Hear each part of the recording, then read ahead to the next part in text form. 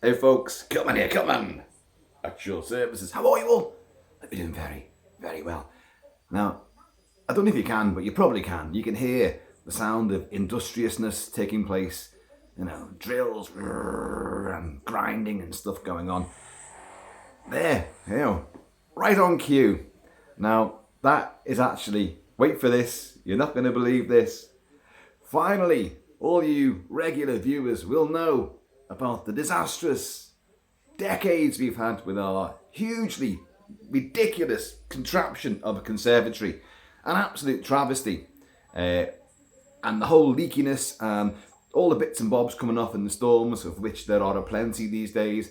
And I'm having to go and fish all the panels out of people's back gardens, out in the cemetery, and they're fucking whooshing it all the way across the Whittle.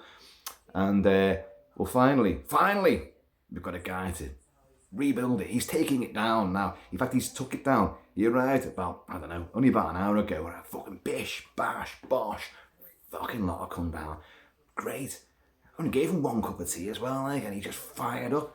I said, where's your team? You must have a team of people coming here. What about your sons? And he went, oh no, we're best alone. Which I said, well, I took that as my cue. Right, well, I'll bugger off then, because the last thing a worker wants is someone leaning over his shoulder. Oh, I'd do it like that. Is that really what you're going to do with that bit there? I would do that. No, keep out the way. If you know nothing, keep out the way. And even if you know something about the trade, keep out the way. It's his job. He's doing it. And he's brought this forward. This was going to be later in the month, but it's done this week because apparently the weather's going to be nice. So, hey. But he said, no, at the end of today, you better warn the family because you might come out and there won't be a roof. It just won't be there. The big sky, whoa, UFOs, star watching, could be great.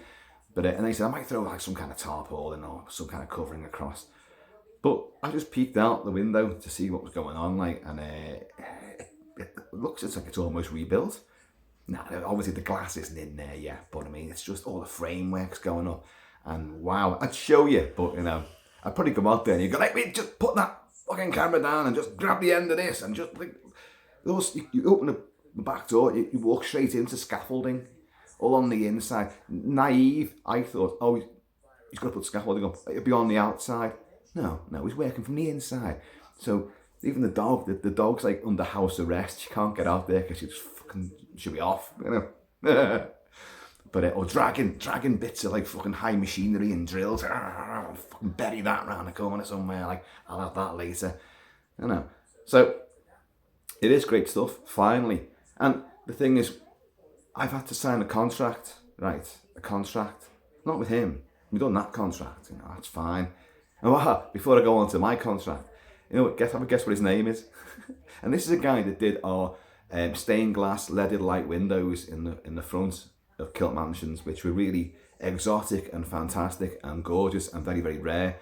But when we moved in, one of the way all these lovely stained glass, like cathedral, like, stained glass leaded windows, and when the sun come up, they come through. It was like walking into Close Encounters or Star Wars in the front room, because it's just like you bathe in all these glows of red, green, yellow, purple, blue. It's gorgeous. And but one, and it wasn't like someone had chucked anything at it, or someone had tried to get out, But one of the just over time, a bolt inwards like that, and so it was like spider webs had to be removed. And he said, and this would be you're talking about. Well, it was him that said to me. He said, I remember doing your front windows.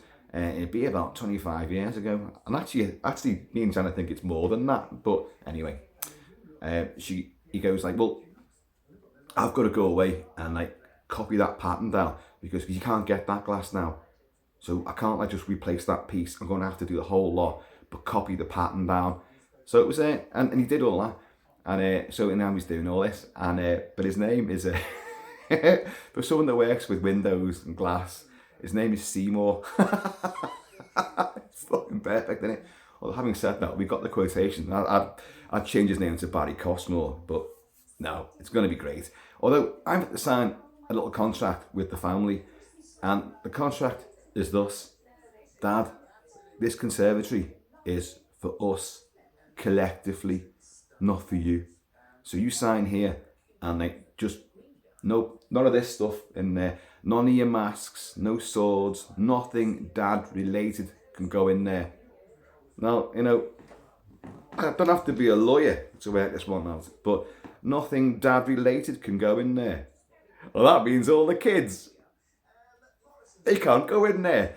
Dad wins again on a legal technicality. So yeah, dad, you hands off that room, and you've signed a dotted line there, hands off. It's a family room, not your room. Well, fucking good luck with that one. I'll work on that. I mean, the thing is, we had to clear all the stuff out that was in there anyway, before he knocked it all down. And what was it full of? It was full of masks and stuff, and my knickknacks and bric-a-brac and all my crazy cult items. Because I used to film in there, I used to do videos in there. In the summertime, it was great. And I think I did do a video in there when the storm had ripped half the friggin' roof off again. And I was actually up in the gap in the roof. And but it's going to be perfect. Well, hopefully it's going to be perfect. And we've been down this road before with people that didn't quite deliver the goods. But in Mr. Seymour, we trust more. So, but you'll see it. I mean, Mrs. Kilt-Man ran round taking all pictures yesterday. Oh, how it used to look. I don't want to fucking see how it used to look. It was a fucking shambles. I don't want to be reminded of it. I spent, a good quarter of my life living with it. I don't want to see it ever again.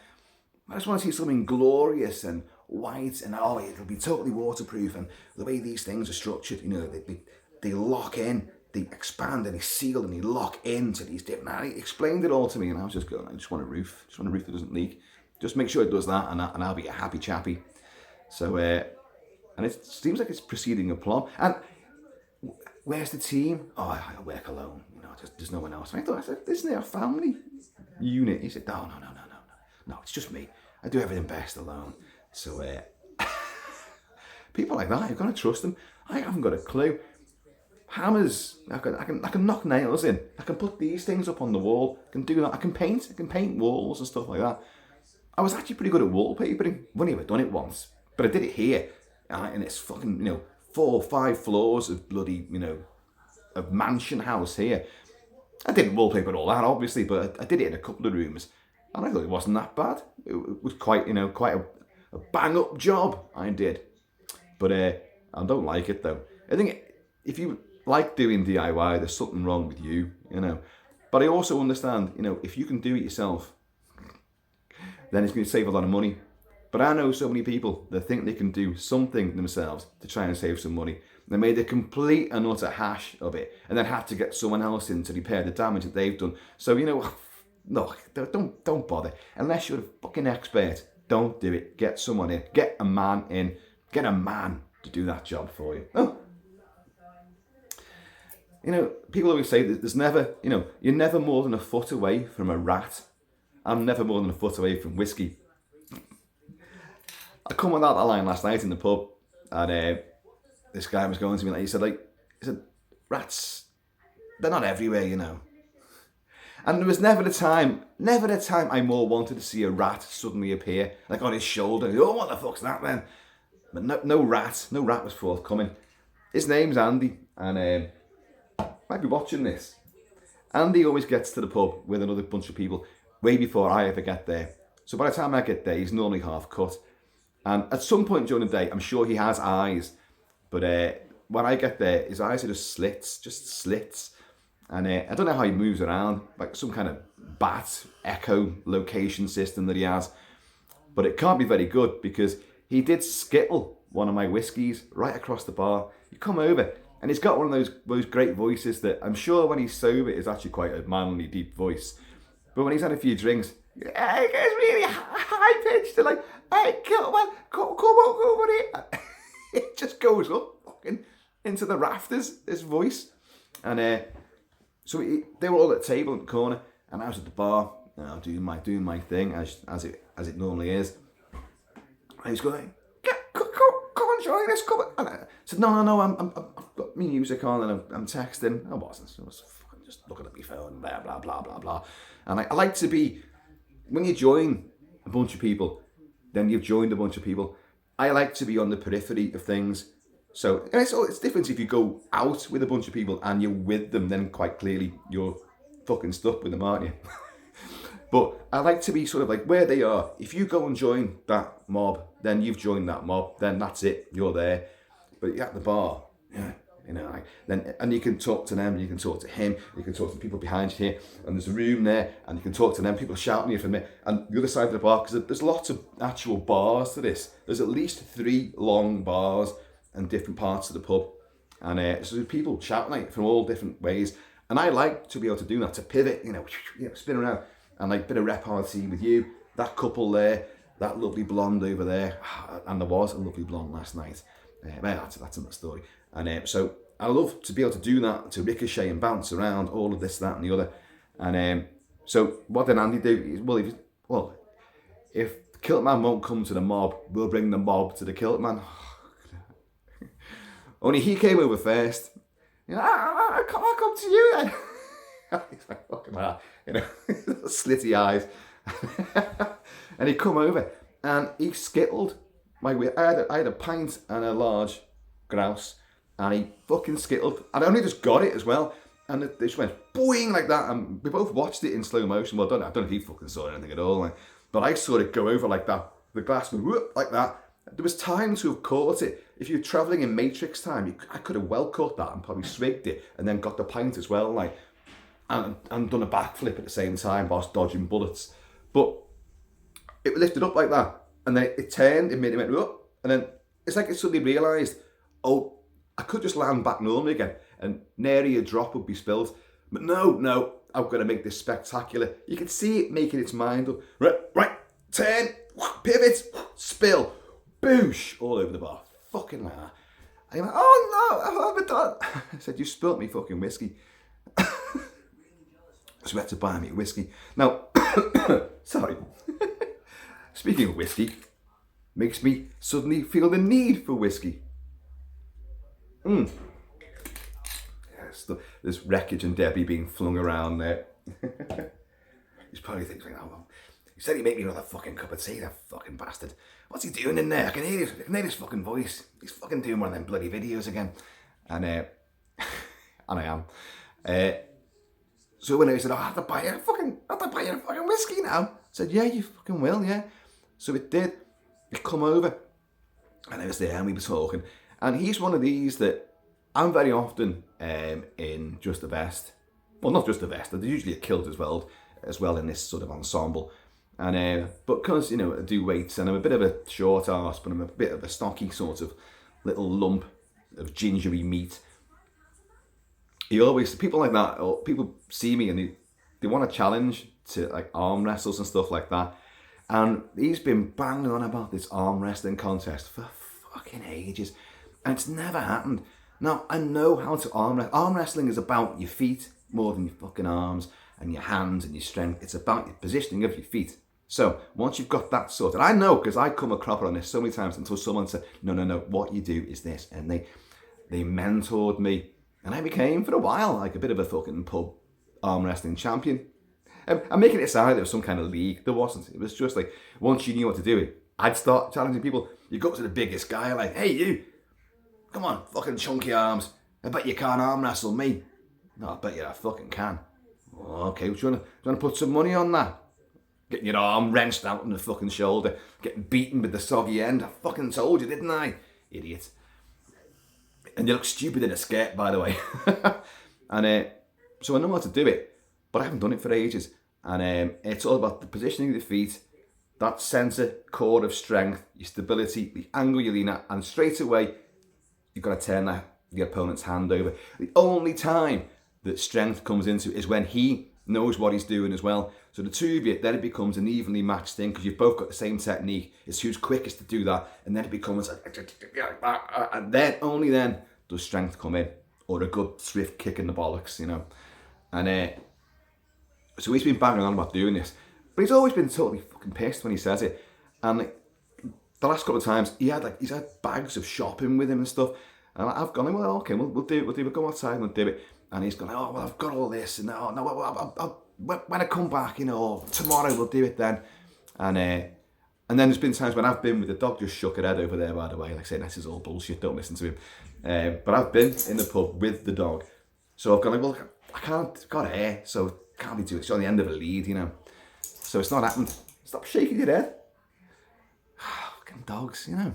And so last night, he said, "You know why I've knocked that? I've knocked your whiskey over." He said, have you seen me thumb? And he put up his right thumb. I don't know how I'd never noticed this before. He's got a thumb like that. Like something out of a cartoon where they hit it with the hammer, that hammer I mentioned earlier. Bang! And it's gone whoop, like that. And you've got those little lines coming out and the little noise going wud of pure, intense, hellish pain. A thumb, you know, drenched in bloody lava after smacking it. And this thumb is horrendous. And it's not just like a big fat thing.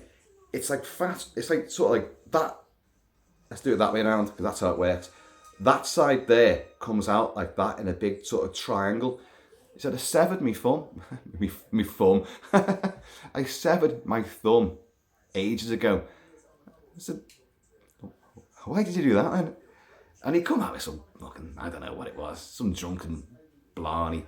And there was a massive scar down this side of it, all the way down here. And he said, I severed it, you know, with like one of them packing, Stanley knives, you know, packing knife. And his thumb was hanging right off. And they managed to save the thumb, stitch it back on. But now it hurts in the cold. And it's a fucking misshapen mass. He said, I'm dead clumsy with it. Like, so that's why I've knocked, you know, because there's a lot more flesh and bone in the most ridiculous of places on his hand. So he can't coordinate it. I thought, open your fucking eyes for once in a while and you might fare better. Baboosh! That had knocked my whiskey over. And so I thought, you know what? I'm not arm wrestling with you. Not with that fucking hand. That big meaty club that you've got going there. You get the lock on with me. You're gonna snap me hand off. You know, there's no way. He's got a bit more of a weapon going on there. So that ain't happening anytime soon. I also noticed that we were stood at the bar here and he come over and joined me.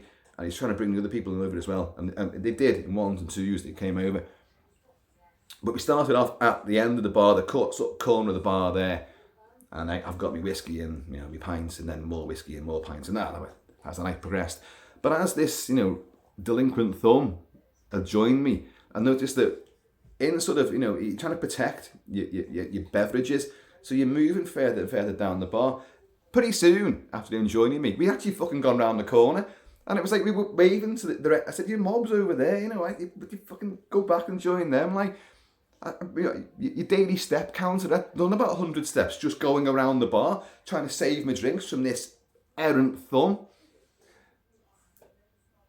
I don't know. Anyway, cheers, you all. So, this is a roundabout way of me saying that hopefully, before a few days are out, I could be relocating to a very luxurious, you know, new part of the mansion. And it will be a new part because we barely ever used that conservatory. In the summertime, you know, because obviously it was nice and warm and all that, and the sun was out and it was dry. It wasn't the most exotic of locations, I'll give you that. But it still was nice to be there. And it could be utilised. You sit down, have your dinner, some butties, whatever, whiskey, cup of tea, you know, and just sit there and it was nice. Just, you know. But most of the year around here, it's inclement at best. So, you know, it's pissing down, it's stormy, it's just horrendous. So it's just like a no-go zone. But the problem is, to get out the back, you've got to go through it anyway. But you didn't want to do it, and you're forever wading through, like, you were knee-deep. It was like an indoor swimming pool, because it would just leak constantly. So now it's going to be just fucking luxury to be in, like, another room, which is actually habitable. Well, let's hope that comes to fruition anyway. You watch another fucking storm will come in there and you're going like, oh, that's it. Can't do nothing now. But anyway, here's the Barry Seymour and the new conservatory. Long may it stand. Long may it protect. Folks, I'm going to see you all. Laters. Watch out for men with big freakish thumbs. See, that was hard to say as well. Freakish thumbs. And no eyes, so no coordination. Just thumbing people left, right and centre. Skittling kids on the way to school. Oh, sorry about that. 20 kids have gone 30 foot in the air. Going to see you all Laters.